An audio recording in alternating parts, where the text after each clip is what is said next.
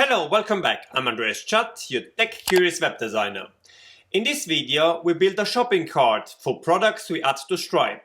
For this, we create a cart object that we can access directly in the templates using a Django template context processor. We will also build a Htmx event trigger and use out-of-band swaps to dynamically upgrade the elements on the page. But before we get started, a quick shout out to my new supporters on Patreon. A high five to Frank and to Cesar. Thank you so much for your support, I really appreciate it. Okay, and now without further ado, let's dive in. So here a quick demonstration what we're going to build in this tutorial. So here I have a shop front with a list of items added to my Stripe account. Let's add now the mug to the shopping cart. Then I click Add to Cart. And now this mug was added to the cart, the button changed to green, and also the number of items in my cart changed up here. Now let's go to the cart.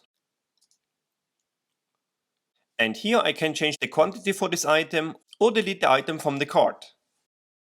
So let's say I want to buy 5 mugs. Then the total price of this product changed now, the subtotal, and also the total number of items. Let's add another one, so I go back to the shop. We buy the hoodie. Add it to the cart. Now the number of items in the cart increased to 6. And let's make it 2. Alright, this is the shopping cart we're going to build in this tutorial. Let's start. We will be using the same codebase from last video, just upgraded to buy multiple items and integrate the cart feature. So first let's create the storefront page. I start by creating a new view. So I'm going to my Stripe folder, to views.py, and at the very top here I add my shop view. Save this file. So this is returning the shop.html file.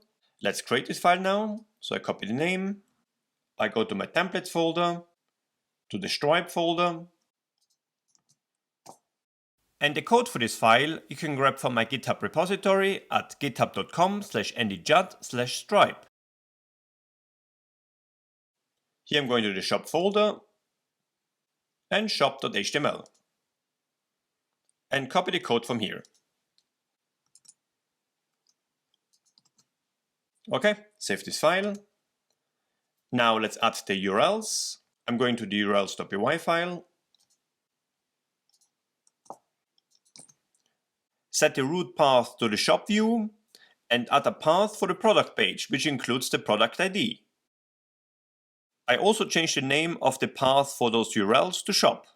So I'm going to the core folder, to urls.py, and change here the main path. Okay, save this file. And now I update the link on my homepage to go to the shop front.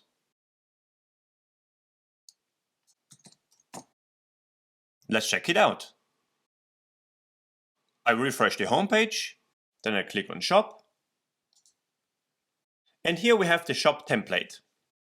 Now let's add some items to Stripe so we can display them here. So I'm going to my product catalog. Create a new product. I add a name, a description, upload an image, select here one off, give it a price, and select the currency. And add product. Something I will also do is to add those items to a shop category so we can filter them on our website. So here we can see a metadata section where we can define a shop category. Okay, save. And I will do the same for the t-shirt. And then I add 2 more products, a hat and a hoodie. Okay, now let's display them on our shop page. So I'm going back to the views.py file. And with stripe.product.list, I get all the products for my Stripe account. Now I want to filter those products by the shop category and also modify the product object to also include the price, which on Stripe is not directly stored in the product information. I first initialize an empty product list, loop now through the list of products, filter the products by the shop category, and append now my custom product objects. First I add the product ID, then the name, then I attach the product image, and because on Stripe a product can have more images for a product, I just grab the first one. Then we have the product description, and then I also add the price. And here I grab the first price in the prices list for this product. This obviously assumes that we have set only one price per product.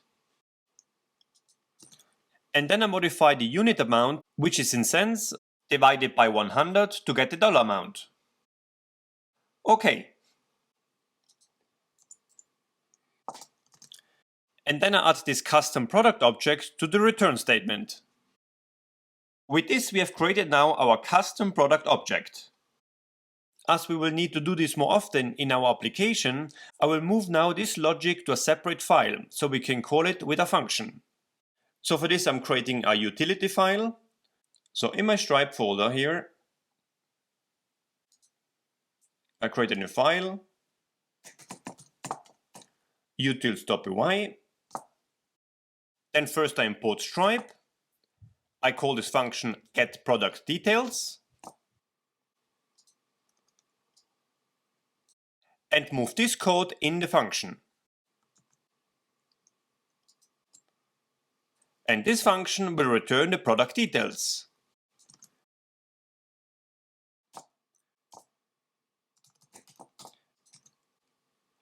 Okay, let's save this file. Now let's import it in here.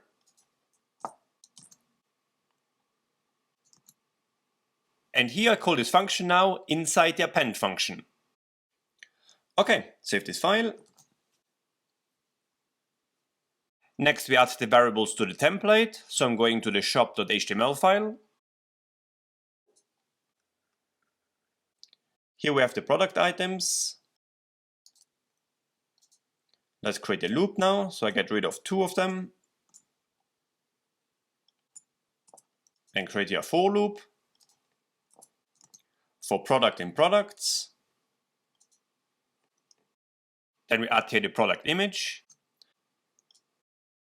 the product name, and the product price. Okay, save this file, and let's check it out. I refresh the page, and there we go, our 4 products we added to Stripe. Nice! Okay, now let's connect them to the product page.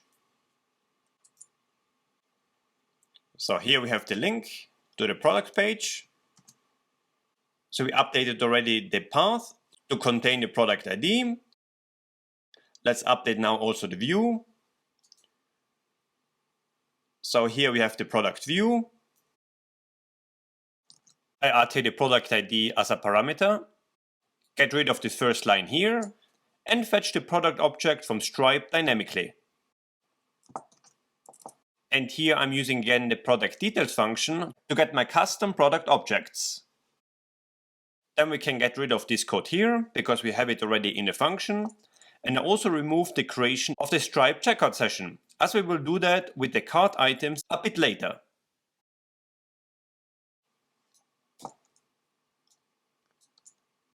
Okay, and then I pass the product details object to the template.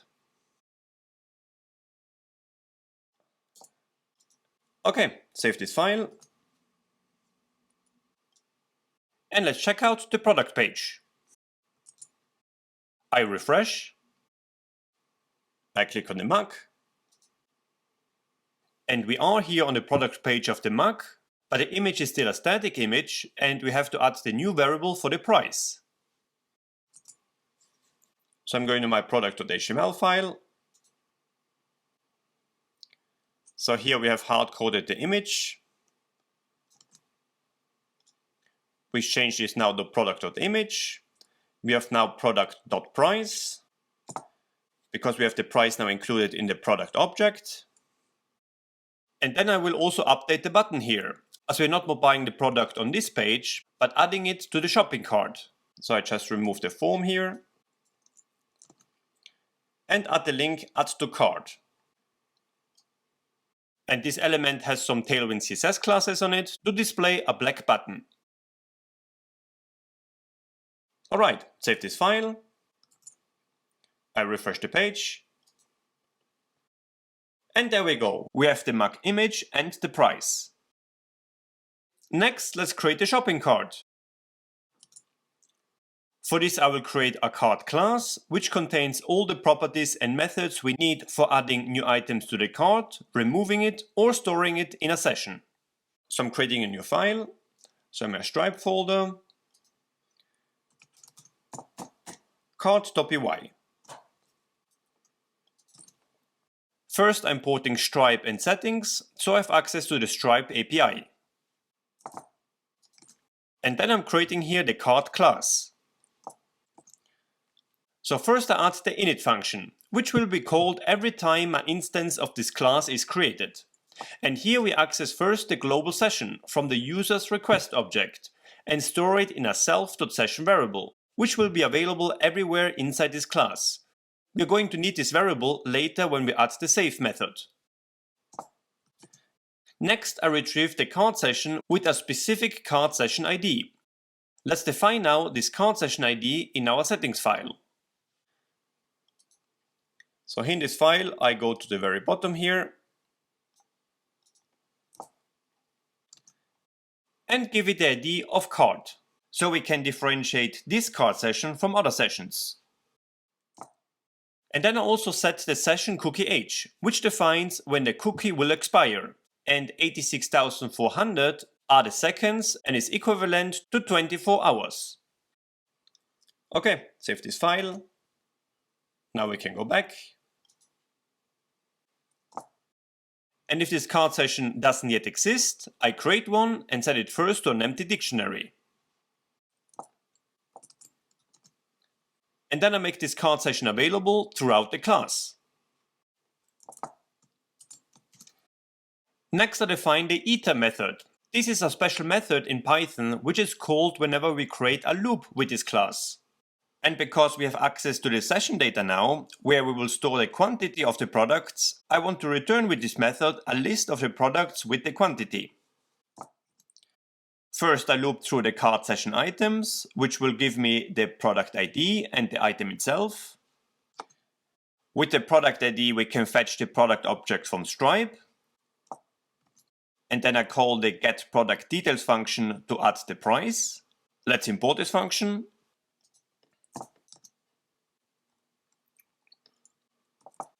And then I yield the object. Yield is similar to append, but instead of returning the whole list of product objects all at once, yield will return one object at a time. This is especially beneficial when working with large datasets. And here I add the quantity and the total price as attributes to this object. The quantity we get from the item stored in the cart session. We will see how we can add it there in a second. The len method gives me how many items are in the cart session, so it sums up all the quantities of all the products. Then we add the save method, which tells the global session that something was modified and it should save the session. And here we have the add method, which adds the product ID as key and the quantity as a value in a dictionary to the cart session, or modify it when the ID already exists. Then we have the remove method, which deletes this object from the cart session.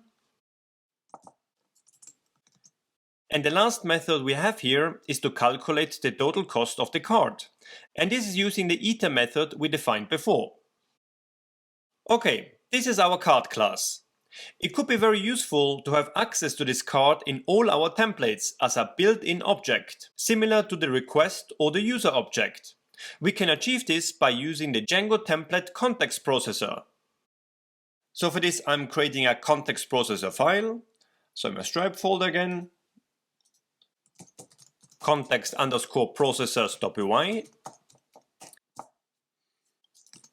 And here I instantiate this card class and return it as a dictionary. Okay, save this file. And now I add this file to the template context processors. So I go to the settings.py file, to the templates configuration, and add it to the list here. Okay, save this file. And now let's implement the Add to Cart button.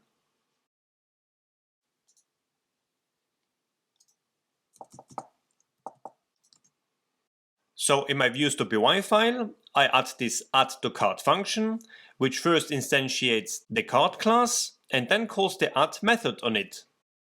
And then I redirect the user to the product page. Okay, let's import the cart class. From .cart import cart. Okay, save this file. Now let's add the URL. Here we add the product ID as a parameter. And then we use this URL on our product page. So I'm going back to product.html and add here the URL. Now the user should only be allowed to add a product to the cart when he's logged in. So I will add here a condition to check that. So if the user is authenticated, he's able to add the product to the cart. Else, let's copy the button.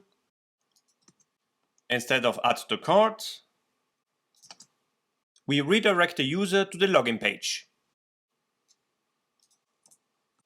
And end if. Okay, save this file. And let's do a test. I refresh the page, click Add to Cart. And first I get redirected to the login page because I was not signed in. Okay, I'm logged in now. Let's click again. And it looks like it worked. Let's print out the session object in the console to find out. So I'm going to my views.py and print out the card session. Okay, save. So let's check it out. I click the button again. And as we can see here, we have our card object with product ID and quantity now. Great, the button and the card session is working. Yes, yes, yes. Okay, let's get rid of the print statement again, and I want to turn the button green now to represent that this product is added to the cart. So for this I'm going to my product view and create an instance of the cart. And then I add an in-cart attribute to the custom product object with a true or false value, depending if the product ID is present in the cart session. Okay, save this file. And now in our product.html file, we can add here another if-else statement. So if the product is not in the cart, I'm using here now the in-cart attribute. I display the Add to Cart button. Else, I say Added to Cart and change the button color to green.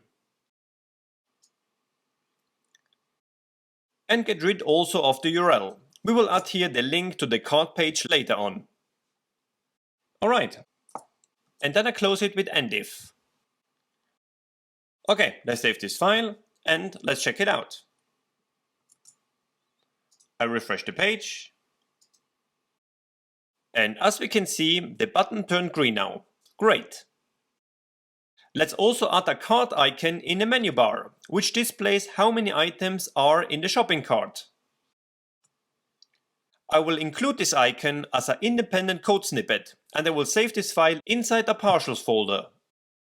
So I'm going to my Stripe folder here in the templates, create a new folder called partials. And in this partials folder, I create this menu-card.html file. And in here, I add a link which shows the card length. This length filter triggers the len method on the card object and displays the number of items in the card. I will also add now an icon to this link, and a great resource for SVG icons is heroicons.com. So here I can search for card and copy the SVG code and add this icon in here. Okay, save this file, and now let's include this element in our header.html file. So I'm going to the main templates folder, to includes, to header.html. So instead of the home link here, I will create here a link to the shop, and then include this menu card element here. Okay, save this file, and let's check it out. So refresh the page, and we have now the shop link in the menu, as well as the card icon with the number of items. Great. Let's add another item. So I click on shop.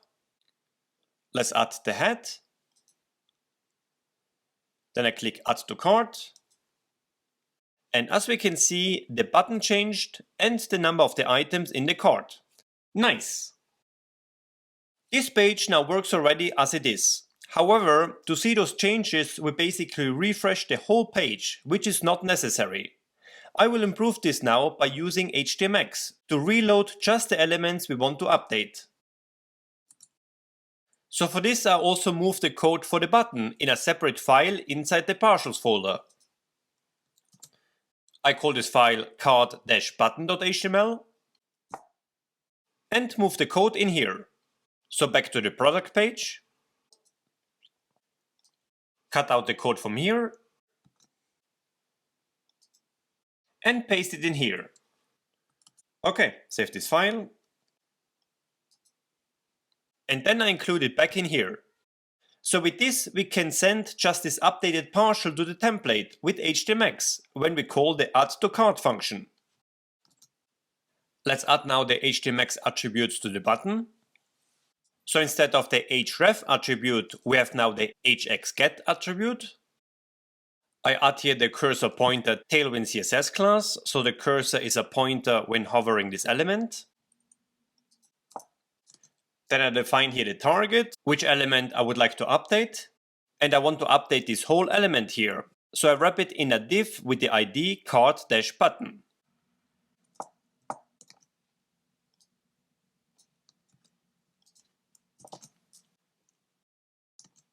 And I swap the whole element with outer HTML. Okay, save this file. And now we update our function. So here, instead of redirecting to the product page, I render this card button HTML file, and I just send this file back to the front end. But this file requires the product object, so I need to pass it through as well. I get the product object from Stripe, create my custom product object, and also add the in-cart attribute. And then I pass it to the template. Okay, save this file. And let's test this. So I'm going back to the shop. Click on the hoodie. Click add to cart. And great, it is working. It updated the button without refreshing the page. Now we also need to update the number of items in the menu bar. One way to do this is with the Htmx out of band swap. We will see an example of that later on. But another way is to use a Htmx trigger event. So when the button updates, it triggers an event to request an updated menu card item number. So here in our add to cart function, I attach a Htmx trigger event. For this I assign the return statement first to a variable, add the trigger as a custom header to the response, HX menu card is the name of the trigger, and then return the response. Okay, we save this file. Then we go to the header.html file. Here we have the menu card element, and I'm updating this element when I receive the trigger. This is the URL I'm calling when I receive the trigger. We will create this in a second. But here we are listening to our HX trigger now, with the name HX menu card and coming from the body element. And we're swapping the inside of this element. Okay, save this file. Now let's create the URL.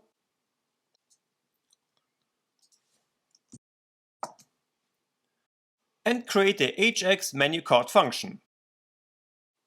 So in the views,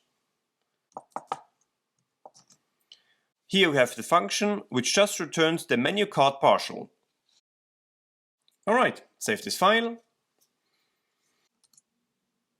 I refresh the page. This changed now the number of items to 3. Let's add a new item. The t-shirt. And add to cart. And as we can see, the button updated and also the shopping cart updated, without the page reloading. Awesome! Yes! That's awesome! Okay, next we add the cart page itself, where we display the items in the cart. First I create the cart view, which returns the cart template. Next we create this cart.html file. So in my templates folder, inside the Stripe folder, I add this file. And the code for this you can again grab from my repository. So inside the shop folder, here to cart, and copy the code. And save this file. Then we add the URL. So add it here after product. Save. And then add this URL to the button. So I go to the cart button file. I add it here. And also to the cart menu icon. Okay, let's test this. I refresh the page. And click the button here. Okay, and this is my cart template. Let's add now our cart products. We can go straight to the cart template and add here a loop. We only need one li element for the loop, so I delete 2 of them. Then I add the loop for product in cart, and because we have access to this cart object globally, we don't have to pass it to this template from the view. And close the loop. Then we have here the product image, the product name. We have here the product total price. This includes the quantity. And I display here the number with a float format of 2, meaning we have 2 decimal places after the dot. And here in the checkout element, we display the total cost of all the items in the cart. Okay, save the file and refresh the page. And as we can see, the page displays all 4 items we added to the cart and also calculated the subtotal. Next, let's have a look how to add the quantity for each product. So when I change the quantity, the price per item has to change, the subtotal, and also the item number in the menu bar. To update those elements, I will again use Htmx, the Htmx event trigger, and also the out of band attribute. So in my cart here, I will first update the form element here and make it dynamic. I'm adding here a hx post request, which will call a update checkout function. The response will update the checkout element with the subtotal, with the checkout total ID. We will swap the whole element without the HTML. And it will be triggered when there is a change, for example when the user selects a quantity. Now let's add the options here dynamically, and I want to have a range from 1 to 10. So with this code, I'm looping through a quantity range which I will define in the view, and add the selected attribute to the option which is equal to the product quantity. Okay, save this file. Now we go to the views. Define here the quantity range from 1 to up to 11, so this gives me 1 to 10. And then pass this variable to the template. Next, I add the URL for the update checkout function. Save this file. And create a function.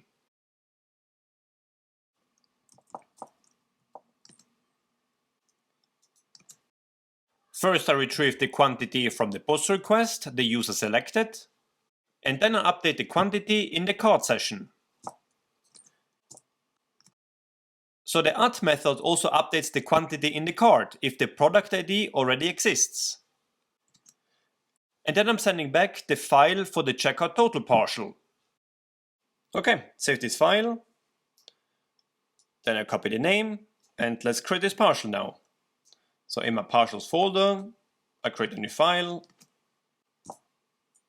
and move the code for the checkout element in the new file.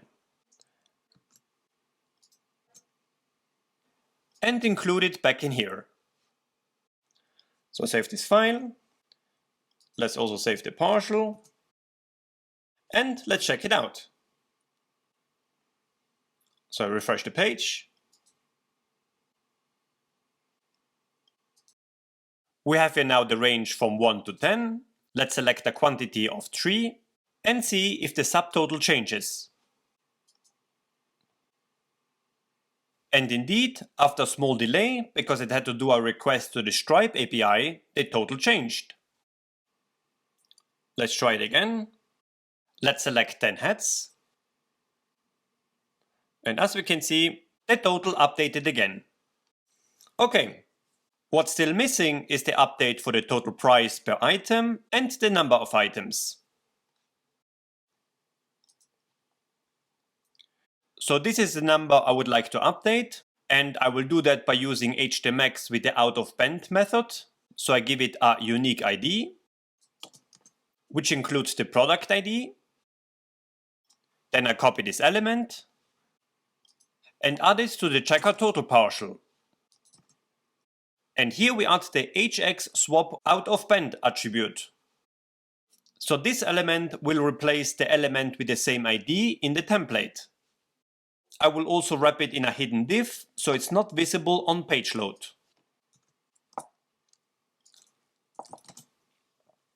Okay, save this file.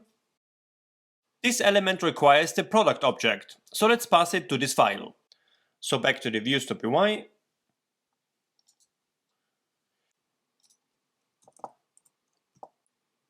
First we get the product object from Stripe, then get our custom product object which includes the price, and then calculate the total price using the quantity. And finally pass it to the template. I will also add the Htmx event trigger to this response, so the number in the menu will get updated as well.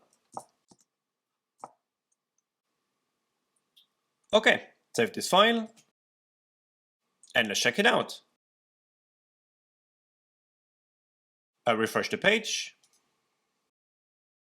As we see, at the moment we have 15 items in the cart. Let's add another 10 hoodies. And great, the elements on the page updated. Let's get another 10 t-shirts in. And the total price changed. Nice. As last, let's also add the remove button. So in my views.py file, I add the remove from cart function, which is using the remove method and redirects the user back to the cart. Okay, save this file. Let's add the URL. I add the remove from cart link and add it to the cart.html file. Here we have the remove link and I add the URL. Okay, save this file and let's check it out. Refresh. So let's get rid of the hoodies. And there we go. They have been removed. Let's also remove the hats. Okay, great. And we probably just need one t-shirt. And one mug. Nice. Alright. We have built a dynamic and fully functioning cart page. As a bonus for my patrons, I built an upgraded cart page with some styling enhancements and a loading icon. And you can grab this code from my Patreon page. Enjoy! Okay, and this is all for this video. Thank you so much for watching. If you like this content, give this video a thumbs up and add a comment for the algorithm. Thank you. In the next video, we will add a shipping information page and finish off the checkout process, so we have a fully fledged e-commerce website. I hope to see you there. Until then, happy coding my friends, and bye bye for now.